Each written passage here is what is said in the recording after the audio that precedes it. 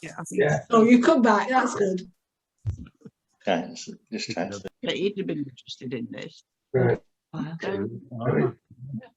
So, first of all, on behalf of everyone in Westhoughton Local History Group, a very warm welcome to our gathering tonight, and a particular welcome to our guest speaker, Phil. And if you can hear me, Phil, I hope you can. You can tell Sharon and Michael we've got a bigger gate than there was at the last Wanderers game tonight. So we're all looking forward very much to your talk, which comes at a very appropriate time, just a couple of days after the 75th anniversary of the Burnden disaster, but perhaps also importantly at a time when the Wanderers seem to have turned a very, very important corner and beginning to ride the crest of a wave. So for those who don't know the Reverend Phil Mason, just a very few words. He's actually a Preston man, and but a very wise Preston man, because many years ago he turned his back on Preston North End and threw in his lot with Bolton Wanderers. And over the years, he has come to become a very important part of the overall machine at the, take care, David, use the right name, the Uniball Stadium these days. Amongst his roles, Phil is the club, the chaplain of the club, and he's also head of the Wanderers Community Trust.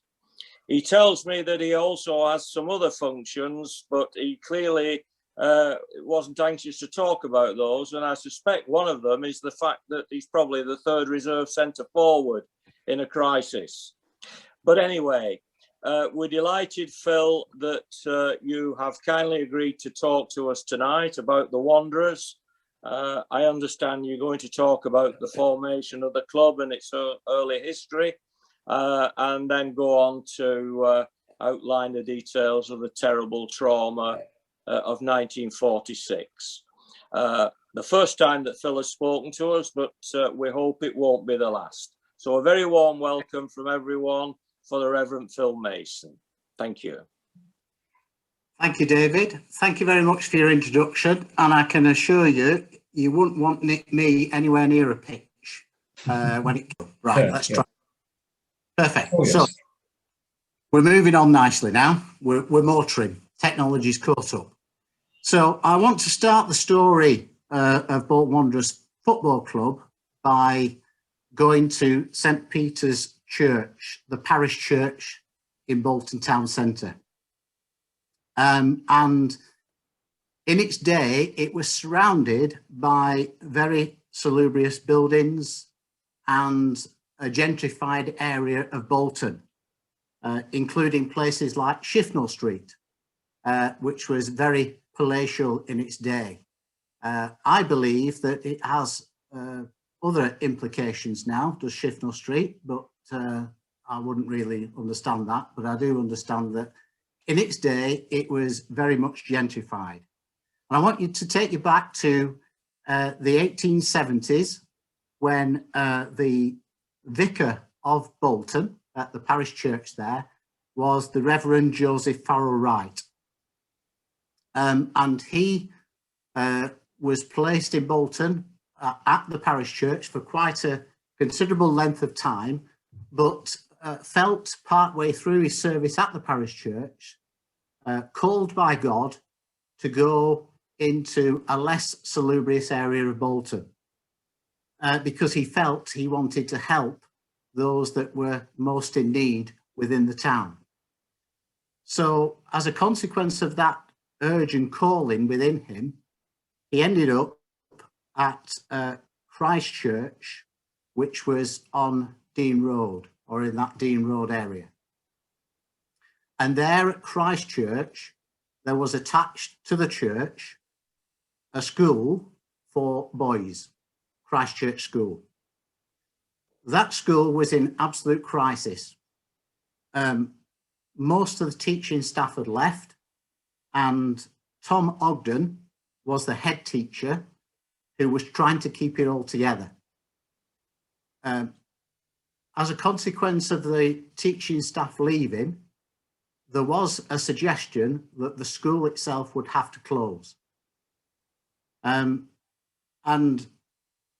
the discipline within the school had fallen apart completely. In fact, most of the young lads were hardly ever at the school. There was absolute chaos reigning in the school, and they used to say that most of the lads went out through the window rather than through the door because they threw each other out of windows. So that's how undisciplined and unruly it was. Tom Ogden and Joseph Farrell Wright got together, and they were determined that this school was not going to close, and that they were going to try and educate these young lads and try to get them to be better citizens of Bolton. So they came up with a plan, and that plan was influenced by what was called muscular Christianity. And muscular Christianity was very popular in the day, and it suggested that the use of sport and physical activity was a good way of teaching people about team spirit, about discipline, about working together, about partnership, and indeed about education. So they formed a football team called Christchurch FC. And that football team consisted of all the lads at that school. And they used that through muscular Christianity as a discipline to try and educate those young people. And of course, what happened was that the young lads were incentivized by playing football, enthused by playing football. They learned the disciplines of the game. They learned to respect one another. They learned about being a team. They learned how to communicate. They learned about the importance of being on time and each person playing their part within the team, and respecting one another. They also learned that if you were to do your education, then a reward would be that you would be part of the team on Saturday. So the team did really well. It was very successful. And within 3 years' time, what was incredible was that the whole of that school was turned around to a point that the education inspections of the day, which are the Ofsted equivalents of today, were so impressed that people came from not just around the Northwest, but around the country to have a look at how they'd gone about this and how they'd managed to turn the school around using this methodology. The school was located where the University of Bolton now sits. So between what is on the one side of the road, Bolton College, and on the other side of the road, the University of Bolton. And if you drive down the road, you will see on your right-hand side, going into town, there is a patch of land that hasn't got any university buildings on it. And that's known as Christchurch Gardens. And there is a sign that says Christchurch Gardens. And the picture, the black and white picture you can see in front of you, is actually a picture of Christchurch Gardens in its day after the school had closed. The gardens can't be built upon because they had formed the graveyard, and there are still bodies within that patch of land. But I found it fascinating that a place of education that was there called Christchurch and Christchurch School, and the formulation of Christchurch FC was the start of Bolton Wanderers. So they were very successful. For 3 years, they enjoyed the luxury of having their own pitch to play on. But for whatever reason, that pitch in the Dean area was ripped up. And as a consequence, every time they played a home game, they had to go and find another pitch to play on. And so every time they had the opposition come in, they had to inform the opposition what pitch they would be playing on in the Bolton area. And so what they became known as those that wandered around finding a pitch. And of course, they got the nickname of Bolton Wanderers. And in 1877, which is the number, the year number on the club badge, Bolton Wanderers was formed out of Christchurch FC. So that's how it got its name. Now, I find it fascinating that it started where the University of Bolton is, a place that is about education, a place about aspiration, which is exactly what Joseph Farrell Wright and Tom Ogden were about. And of course, now our stadium is called the University of Bolton Stadium. What I also find fascinating is that the community trust, the charity arm of the club that I'm privileged to run, is all about using sport and physical activity as a method to help and support younger and older people, to educate them, to help them along their way, and to ensure that they can realise their own potential, which is exactly where Reverend Joseph Farrell Wright and Tom Ogden started.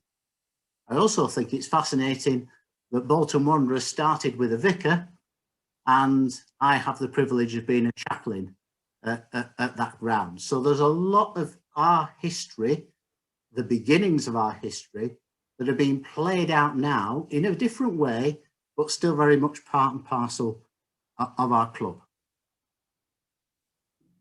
So the Reverend Joseph Farrell Wright, the founder of the club, when he died, he was buried at a different Christchurch, in a Christchurch in Walmsley. And here you see a picture of the early team before the league began, before the Football League actually began.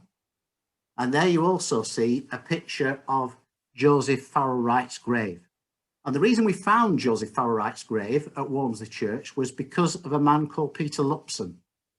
And Peter Lupson has written a book which is very well worth reading, especially if you're passionate about football and passionate about history. He wrote a book entitled Thank God for Football. And in that book, he tells lots of stories about the history and the beginnings of football clubs. And part of his storytelling is that of Bolton Wanderers, the story that I've just told of Reverend Joseph Farrell Wright and Tom Ogden. And in doing a bit of research for his book, he tried to identify the graves of these founders of football clubs. He got in touch with us. He said that he'd identified the grave of our founder and found it at Christchurch, Walmsley. He said it was in a terrible condition. So we agreed as a club to restore it in 2007. And the picture you see there is of the restored grave, nicely sandblasted, and new gravel placed around it, and also repainted and re-etched. And at the bottom, we added the words, founder of Bolton Wanderers Football Club, 1874. And we had a dedication at the ground there by the grave, and the mayor of the town came and laid a wreath, and it was all recorded live on Sky Sports News as we had that dedication service in 2008. So that is very much part and parcel of our history, and the founder is still very much part and parcel of our town.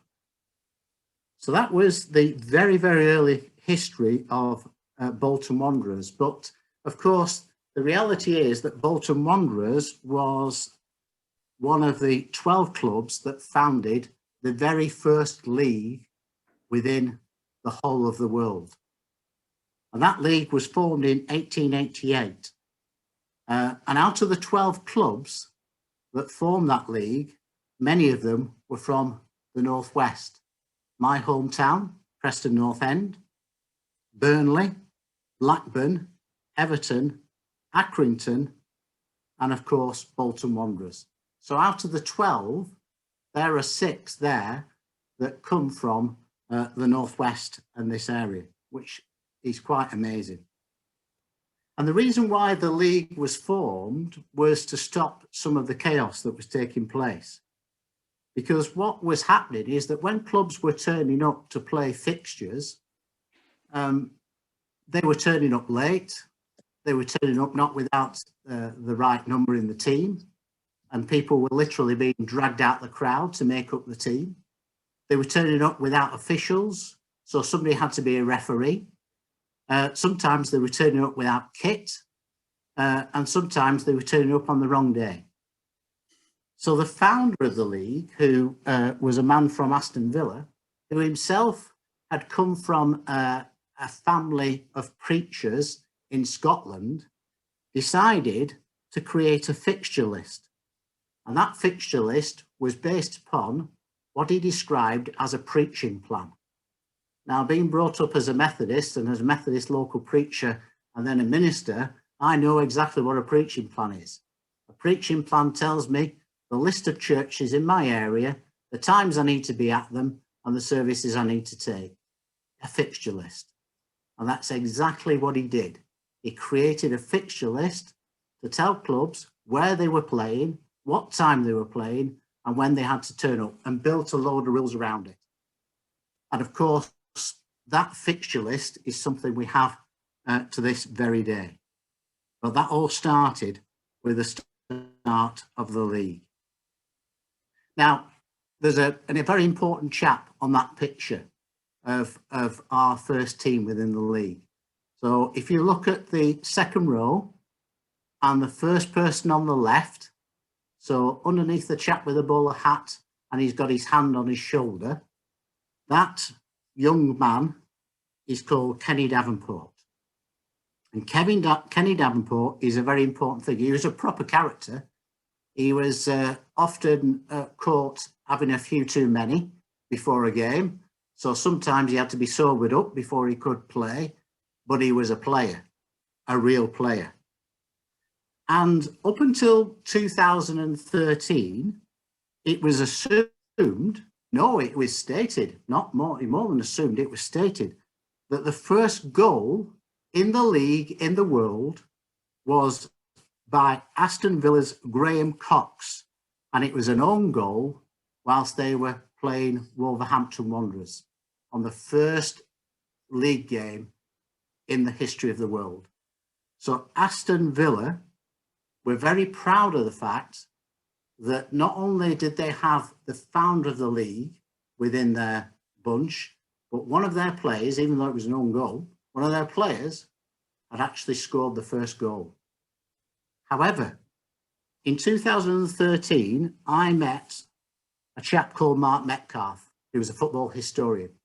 And he'd done his research and he discovered, because timings were not quite right and timings were different, that the kickoff for Bolton was prior to the kickoff to Aston Villa, that actually the first person to score a goal in the league in the whole of the world was Kenny Davenport, which meant that Aston Villa were not the first at all.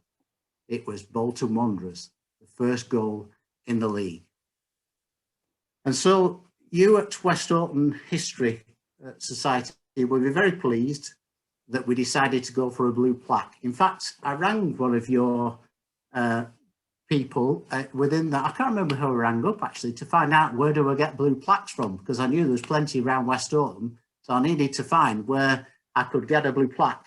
And we made a blue plaque with Kenny Davenport on it, 1862 to 1908, playing here at Pikes Lane Ground for Bolton Wanderers, scored the first ever league goal against Derby County at 3:47 p.m. Now that time is very vital because it meant that it knocked Aston Villa's Graham off top spot. And that was on the 8th of September, 1888.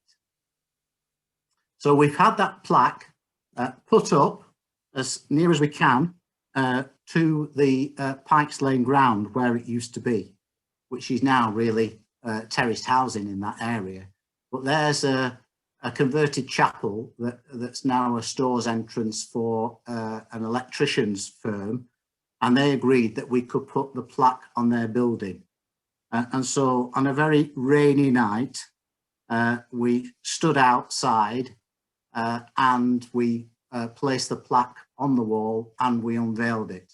And Gordon Taylor from the PFA came along. As you can see, our Mayor and Mayoress at the time was there, and the young lad holding the ball up in the air, and the chap stood next to me in the centre are two relatives of Kenny Davenport himself. And the chap stood at the back, the tallest chap nearest the plaque, is Mark Metcalfe, the historian that discovered this wonderful story for us. So it's quite incredible, isn't it, that Bolton Wanderers was the first scorer of a goal in the whole of the league and one of the founder members. But actually, as Bolton Wanderers, we've got a lot of firsts within our history. So not only did we score the first goal within the league, but we actually scored the first ever in the first ever FA Cup final at Wembley. We were the first there on the 28th of April, 1923, and David Jack scored the first ever goal at Wembley.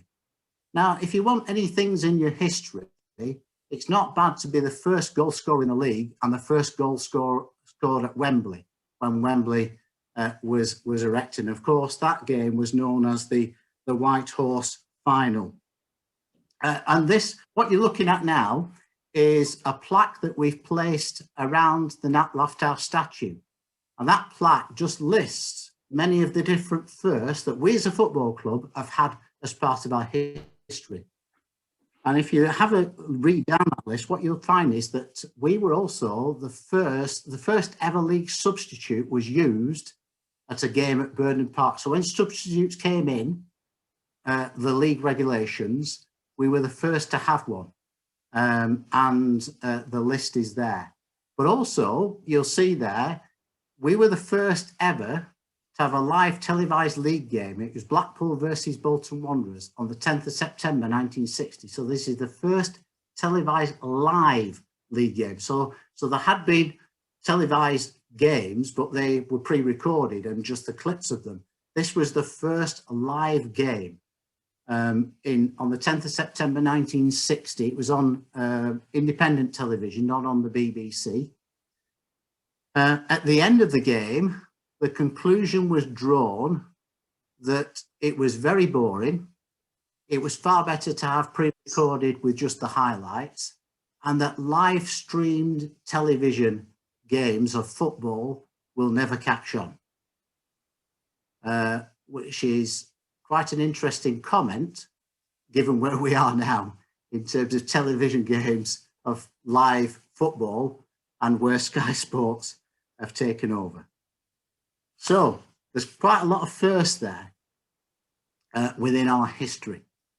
But you'll also see there are other key moments within our history that are important.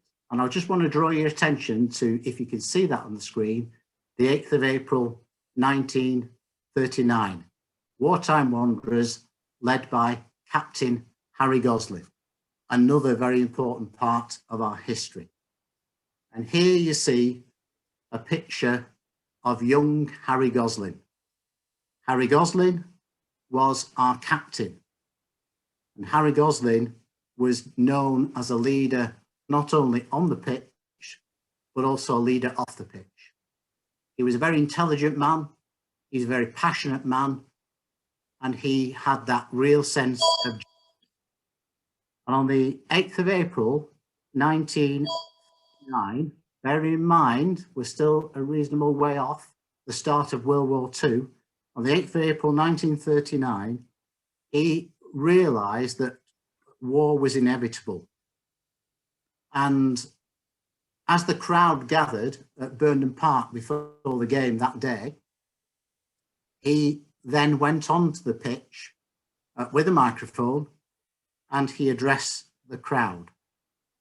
He talked about there being a great crisis and that we all had to play our part. And here are the words that he spoke from the transcript from that day. We are facing a national emergency, but this danger can be met if everyone keeps a cool head and knows what to do. This is something you cannot leave to other fellows. Everybody has a part to play, and we all must share in it. He then went on to tell the crowd that at the end of this game, he was going to go down to the Bolton Royal Artillery, down Manchester Road, and every one of his squad would be going with him, and they would be signing up to the army to play their part. And he encouraged people, men from the crowd, to join him. And that's literally what happened. He went from the end of that game, went to sign up, all the team went with him, and hundreds of men went along as well and signed up. And in successive days, more and more men went on to sign up. Now, of course, it wasn't unusual for footballers to play their part in the World War. That had happened in World War I, and it happened in World War II. What was unusual, in fact unique, was for the whole of a team to go and sign up together and to be part and parcel of the same regiment. Well, that's exactly what would happen. And they became known as the Wanderers at War. They joined the Royal Artillery, the 53rd Regiment. And it wasn't long before this captain of ours, who had been, as I say, a leader on the pitch and off the pitch, became a sergeant. And he literally moved up the ranks so very, very quickly. They served in France and were part of Dunkirk. In 1942, they served in Egypt, and then they became part of the invasion in Italy in 1943. And they went through incredible fighting and loss of life within the wider regiment during that period of time. On the 14th of December, they were crossing the Sangro River, and Harry Gosling had gone ahead to be part of the observation point. At that point, on the 14th of December, at that time in 1943, there was a bomb that blasted right next to his observation point, and he was hit by shrapnel. He was taken to hospital, or to a camp hospital nearby, a war camp hospital, but on the 18th of December, he lost his life and he died. Harry Gosling, that inspirational leader, was the only casualty within the Wanderers at War team. So the man that had stood on that ground and led his team out to play their part, sadly, tragically, lost his life. All the other fellow teammates returned from the war, mourning and grieving the loss of Harry Gosling. And Burnden Park, when they played their first game after the war, crowds and crowds of people stood for a minute's silence in memory of the inspirational Harry Gosling. In 2015, I was privileged to go with the Royal Bolton Artillery and to go over to the Sangro River, to go over to Italy, and with them follow in the footsteps of Harry Gosling. And we went and we journeyed every moment and every step they took. And we found the place where Harry Gosling had fallen. We also went to his grave at the graveyards nearby. What was remarkable about this story was that we got in touch with his son, Bill. Bill Goslin was living in Scotland. Bill had never, ever left the country. He didn't even have a passport. So we got him a passport and we bought him a flight out to Italy. And whilst we were there in 2005, he came on the journey with us, along with his son too. Here is a picture of Bill Goslin and his son and myself by Harry Goslin's grave. This was the first time Bill, almost coming up to 80 years old, had seen his dad's grave. The last time he remembered his dad was whistling as he left through the gates outside the house in Bolton and saying, "I won't be long, son. I'm just having to go to war and do my bit, but I'll be back." And he said, I longed for him whistling, coming back down that ginnel. And I used to listen every night for him whistling, coming back down that ginnel. But of course, he never returned. That was the last he saw of his dad. And of course, he knew that his dad was been a brave hero in the war and all that he did. But it was a very emotional reunion to stand by that grave, to conduct a service in what was 40 degrees heat, with the whole of the artillery regiment stood by to attention as I introduced Bill to his dad's grave, Harry, for the first time. At the end of the service, he turned round to me and he said, "Phil, can we say the Lord's Prayer together?" And I said, "Of course we can, Bill." I said, "Why the Lord's Prayer?"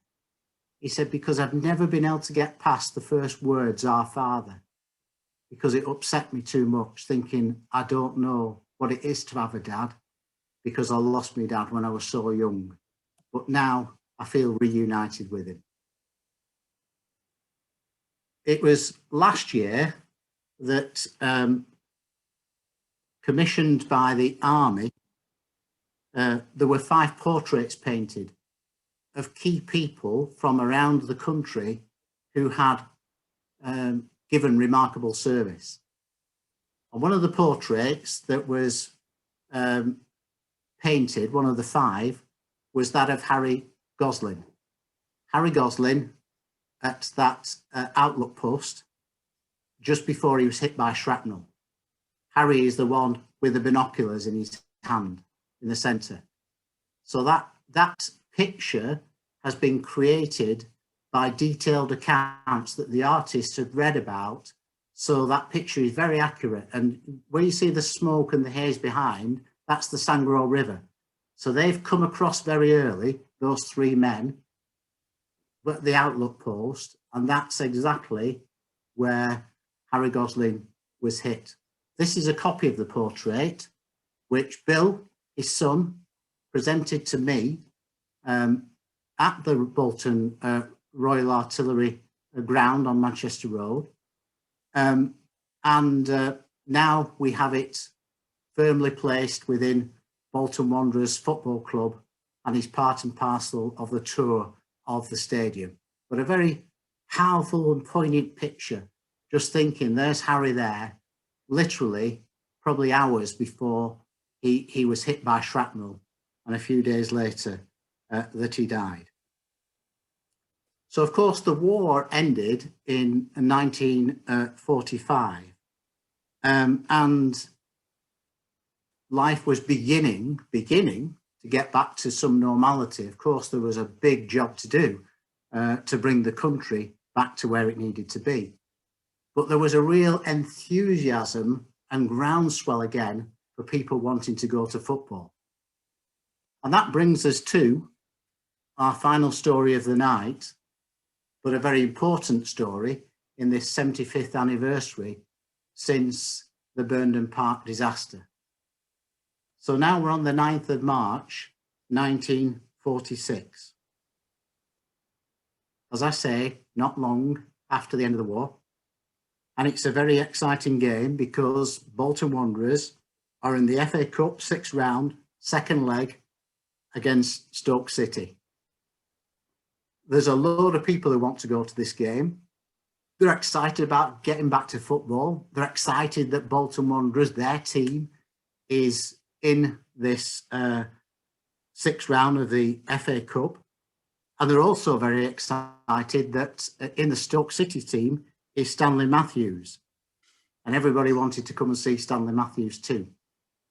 And there were people going to that ground who were very enthusiastic, and they were wearing their D-mob suits because they were very proud that the war was over. They were D-mob happy. They were in the D-mob suits and going to that game. Hundreds and hundreds, thousands and thousands of people turned up. 55,000 were expected. In the end, that crowd swelled to around about 85,000 people. One of the people at the game was this young lass called Phyllis Robb. And Phyllis Robb is captured in this iconic photograph of being lifted over the heads of the crowd. And so many women and children were lifted over heads of the crowd to escape the pressure that was building on the game, well, just before the game started. The pressure of the crowd pushing against one another, the pressure that was building. And Phyllis was caught there on camera. I knew Phyllis very well.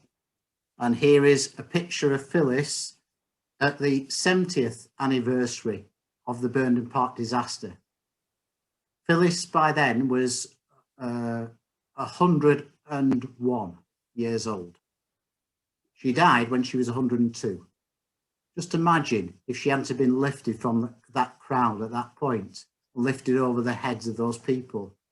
That lady who lived to 102, what life she would have lost.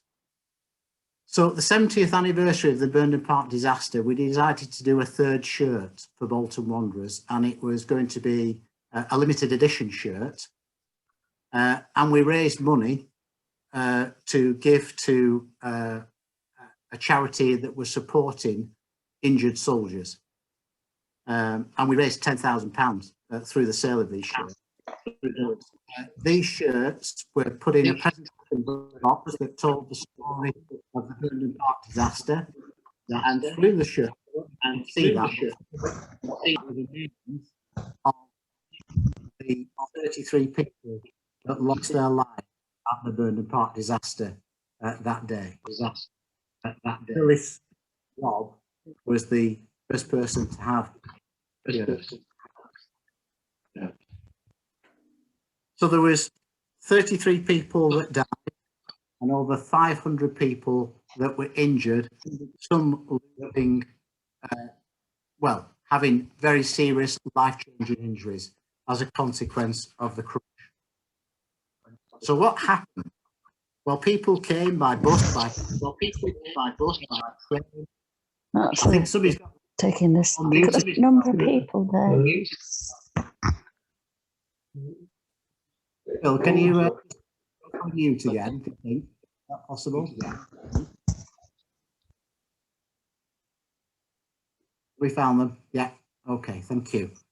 Yeah. So there was all these thousands and thousands of people coming by, whatever transport they could, or walking to the ground. And at 2:40, it was decided that the turnstiles will have to close. There was too many people too many people coming into the ground. So at 2:40, the turnstiles were closed. And then at 3 o'clock, the kickoff started. And as the kickoff began, there was a real surge from the crowd. And the crowd on the embankment end were pressed against the steel barriers. The steel barriers twisted and gave way, and people fell on top of one another, and literally people were gasping for their breath. At 3:12, the game was stopped because it was recognised that there were already fatalities. Bodies were right on the touchline. in fact, over the touchline. And some reports suggest that the bodies were just moved back and the new touchline was created with sawdust because they couldn't move the bodies far enough back from the touchline. And their faces were covered. And then at 3:20, after a conversation with the police and the referee, it was decided that the game would be started again and it would be played out. And at 3:26, with 33 dead, with only their faces covered, just at the touchline, the game restarted. A lot of the people at the game, of course, didn't even know anything had happened. A lot of the people at the game weren't aware that there had been a disaster. And a lot of people who saw the people on the ground at the touchline just assumed those people had fainted. Some of the pictures are very graphic indeed, some of the early pictures. A couple of years ago, a lady came to see me at the ground and she showed me a picture, and it was a picture that showed her husband dead on the ground, and she had marked his body with a cross and put against it, handwritten at the side, "My Bill." She recognised him from his clogs. She knew exactly that it was her husband that had been killed. There are so many stories about that game. People, of course, who went from that game not knowing anything had really happened. So they went to the pictures, they went to the pub, and families were really anxious, waiting for news because they'd heard on the radio there'd been a disaster, there'd been fatalities. And they, of course, they were anxious, thinking, well, where's my loved one? Where's my son? Where's my brother? Where's my father? Are they amongst these people that have died? And of course, when they came home from the pub or when they came home from the pictures, there was a sense of relief. But also, I remember one chap saying, I was only young and I went off to the pictures and I came home to a clip behind the ear. I said, why did you give me a clip behind the ear? He said, because you should have come home. We didn't know where you were. There's been a disaster at the ground. He said, well, you knew I was going to take pictures. He said, yeah, but you could have come and told us because of the disaster at the ground. I said, I didn't know anything about it. I didn't know what was going on. So you can see there was total chaos. One family lost, his father and his uncle. And he told me how difficult and painful it was to be brought up without his dad, and to be brought up with his mother who had very little money. And therefore he was brought up with a single parent family, which was really difficult just after the war. And they didn't have enough money to buy shoes for his feet for many years. That was the impact of that family. I remember a woman called Denise ringing me, and she said that she was born 1 month after the disaster. So her mother was heavily pregnant and her father was killed in the disaster. So as a very heavily pregnant mother, she had to go and identify her husband, and then only a few weeks later give birth to her daughter, knowing that she didn't have her husband by her side. 33 people died, 500 with life-changing injuries. A public inquiry then ensued, and here is a picture from that public inquiry that shows some of the things that happened that day. You can see there is a picture there of the collapsed wall. There's a picture there of the twisted barriers where the 33 died. And you can see pictures of where the crowd broke through from the railway embankment and through the broken fencing at the back. Of course, it is assumed, and it is a bit of a myth, that most people did climb over from the embankment, and that's what caused the crush and the problem. But there was probably about 500 or 600 people that did that. The rest of the story is told in the inquiry that followed. And there you can see a picture of the transcript of the inquiry. That's the original transcript of the inquiry, which I'm privileged to be the keeper of at Bolton Wanderers. And I've got it here with me right now, and I'm going to just read to you some small pieces from it to close. I'm going to start with George Mackenzie. George Mackenzie was a physician and a surgeon that had to be part of the post-mortem examination of bodies. And he starts with these words: "The fingers, lips and ears were of a blush colour. From the external examination, I concluded that the cause of death for all of the bodies was asphyxia due to suffocation." The chairman of the committee said, "You are speaking there, doctor, are you not, of applying to all of them?" "Yes, all of them." "Have you anything to add about any particular deceased?" "No, sir. The only change was in the position of the various bruises. Bruises which did not appear to be serious. They weren't serious. They were not the cause of death. It was an asphyxia by suffocation. There were no external signs of abdominal injuries." Do you think people died because they were pressed against the crushed barriers? Undoubtedly, some probably were, but as far as I could see, nobody's death was being caused by being pressed against the barriers. It was more that they succumbed to the pressure, and once they had fallen, they would probably have succumbed very quickly and died once they had fallen. So the cause of death for every of them was suffocation. Something else was going on at that game that not many people realise. The Ministry of Supply, after the war, had taken over one of the stands, and they still had supplies in the stands, which meant that part of the stand could not be used for the crowd.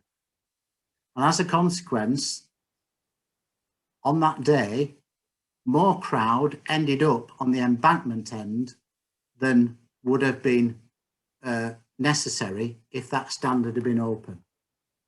Mr. Johnson in the examination says, "One of the additional embarrassments was the closing of the stand on the other side of the ground.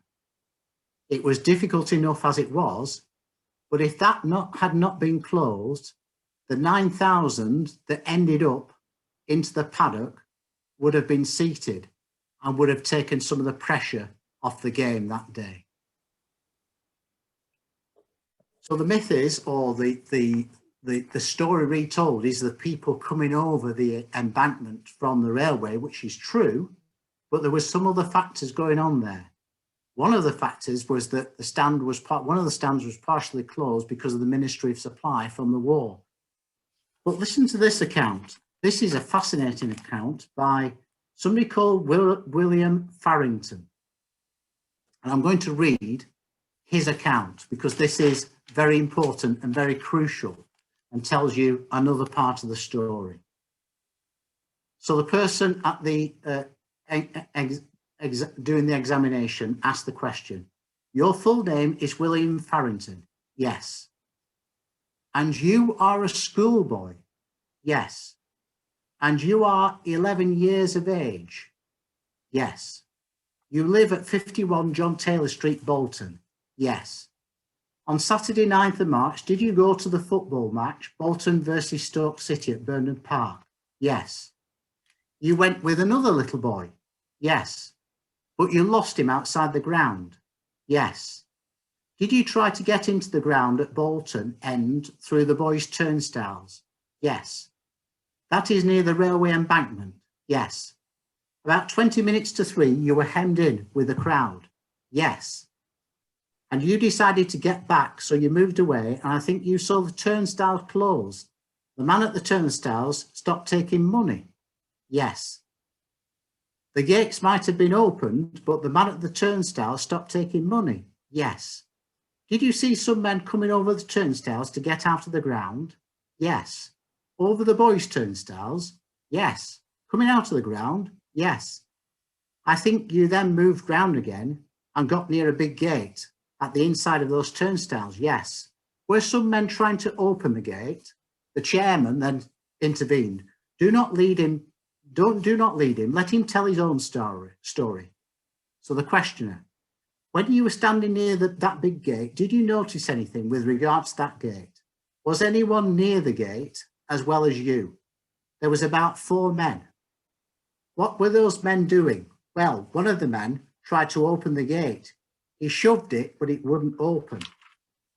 That man was with a black overcoat and a white scarf, did something to the lock, and he gave it a shove, and the gate opened. Which way did the gate open? In or out? It opened out. It could not have opened without a shove? No. You then went with another boy to the football match. Yes, I joined a queue at the boys' turnstiles, but I couldn't get in. How did you describe this man at the gate?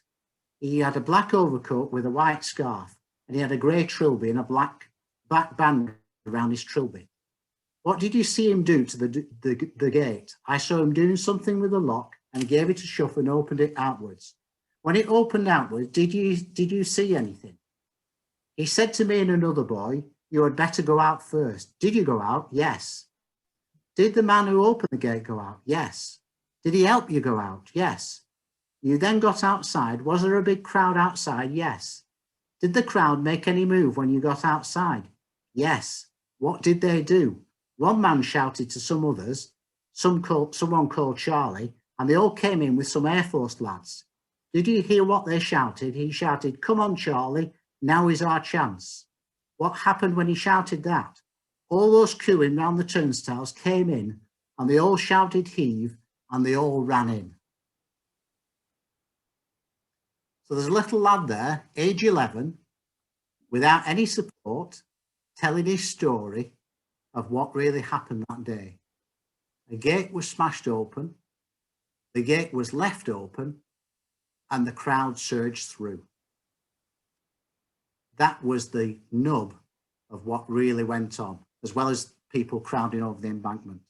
The story goes on to find that a policeman came along and he eventually, on a horse, managed to clear the crowd and close the gate. But of course, by then it was far too late. Now, there's a bit of a history, isn't there, of gates being opened in football disasters. Sadly, we are the first disaster in the history of football, the first big disaster with 33 dead and 500 with serious injuries.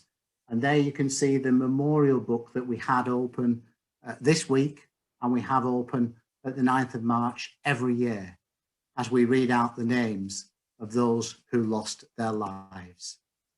This year, it was the 75th anniversary.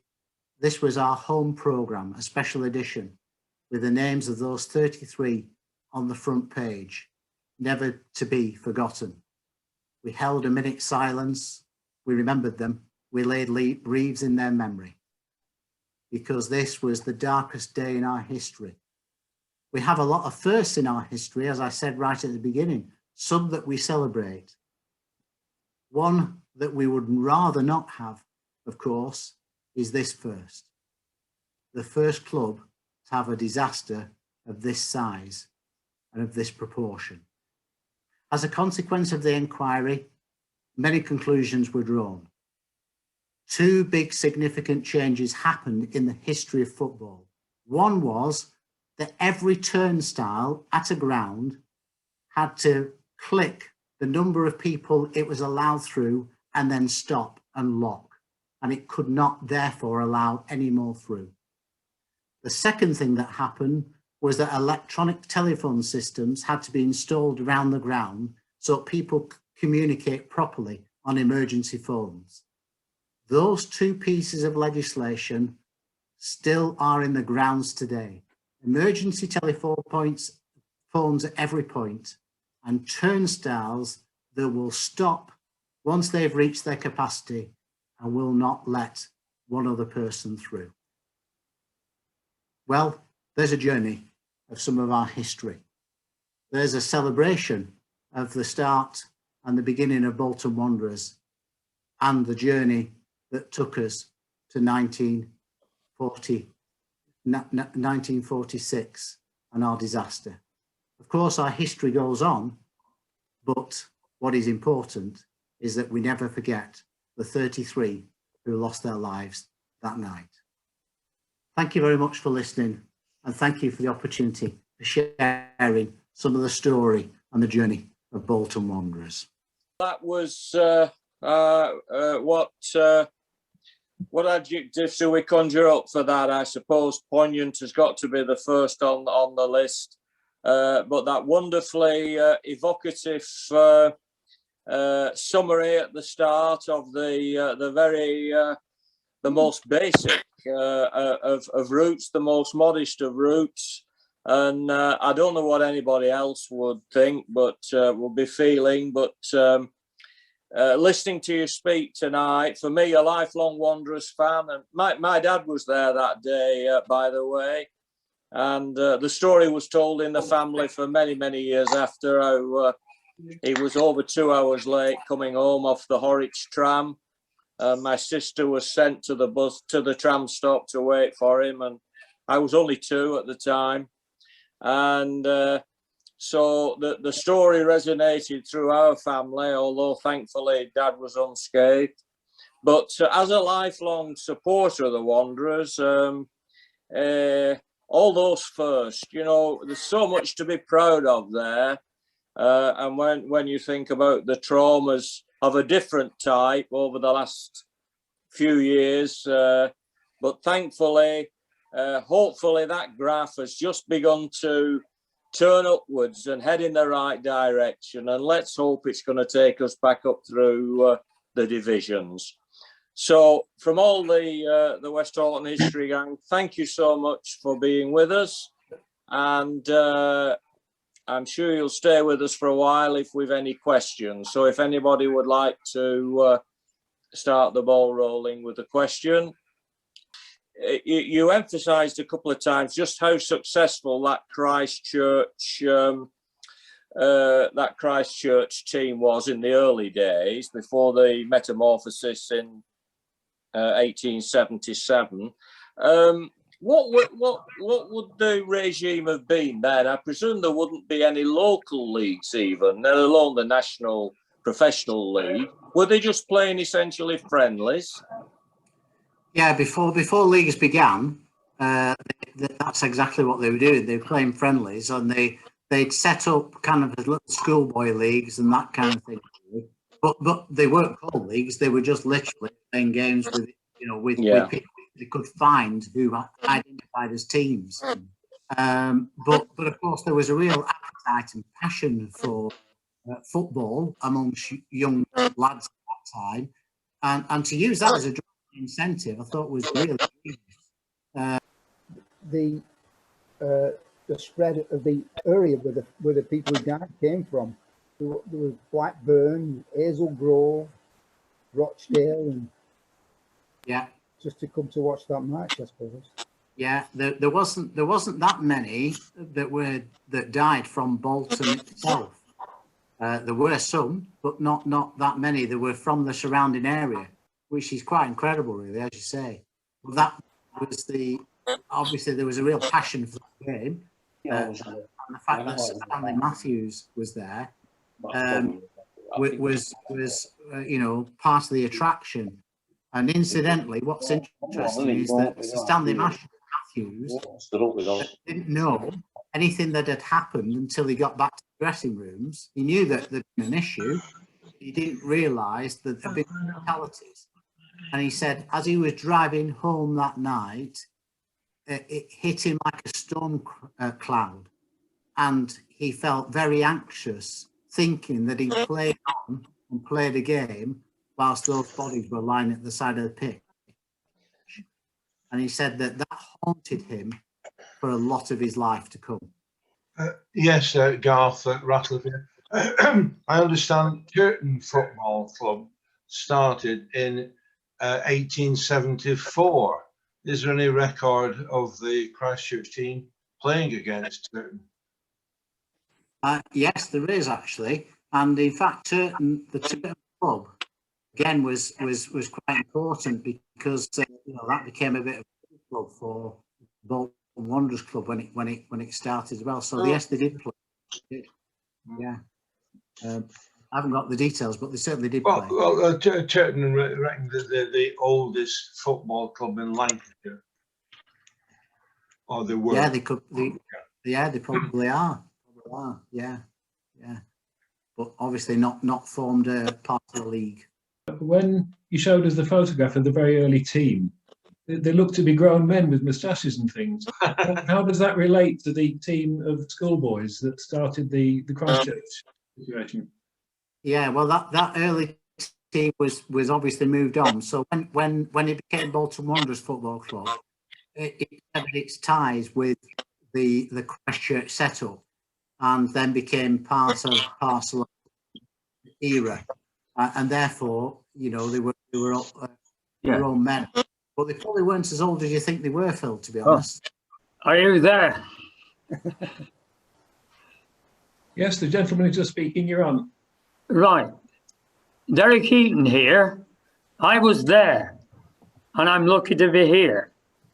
I came back from the back end of the railway embankment, over the heads of the crowd, right the way down. Halfway down, I was propped up for some reason or other, but they laid me down again, and I came down to the edge of the ground on a stretcher, given the proverbial smelling salts, and I came round, and the people I saw chatting on the ground, which was elevated above where the stretchers were, was Tommy Woodward and Stanley Matthews. From what I remember, those of us who survived, who were in the position I was, you could not exhale. There's no way you could breathe out. And the chappie just immediately to the right of me said, "He's going," meaning I was fainting, but how he knew that, I don't know. We were so tightly compact that you could not exhale. You couldn't breathe in or out. So hence I went over the top. Thereafter, after being in the stretcher for about 4 or 5 minutes, I can't remember, I was escorted out through the players' tunnel, where, surrounded as I was then, but through the players' tunnel, all the stretchers with all the heads covered over, realising there was quite a few dead. And they escorted me out onto the Burnden forecourt, and off I went to a bus to Westhoughton. My dad had gone. He was at the opposite end of the ground and didn't know what had happened. He knew there'd been a commotion. My mum was listening to the radio, wondering what the hell was happening to me or my dad. But I was very, very fortunate. My friend, I was taken from the top to the bottom. My friend was dropped in the middle near where the barriers had collapsed. But he survived. He's still around today. Not very well, but he's around. So I can only, fingers crossed, say I was very lucky. What, I'm not saying impressed, but what I did notice, being 15-year-old, there seemed to be a calmness about the ambulance people and the police. Mind you, I wasn't near the centre where the barriers had collapsed, but they all seemed to be knowing what they were doing. But I was only 15, so I couldn't guarantee that was right. But that was my perspective and what I saw. So that's my little contribution. But I was very lucky to be here, because that feeling of not being able to breathe is as asthmatic as you'll get without being asthmatic. And I was carried, fortunately, by some very good people over the top of the heads of the crowd, and brought down onto the ground and survived. And I'm here to tell the tale. I know 1 or 2 people there who's listening to this, but I just thought I'd contribute my little bit. Thank you. A marvellous story. Incredible. Yeah. What a incredible insight and testimony. I'm delighted that you've had you managed to survive all of that and leading a full life. That's wonderful. Yeah. Yeah.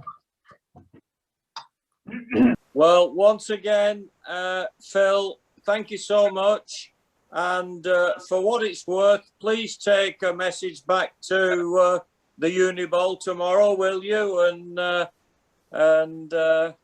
from our gang, tell the powers that be that we're continuing to root for them, and tell Mr. Everett to keep up the good work, and look forward to 3 more points on Saturday.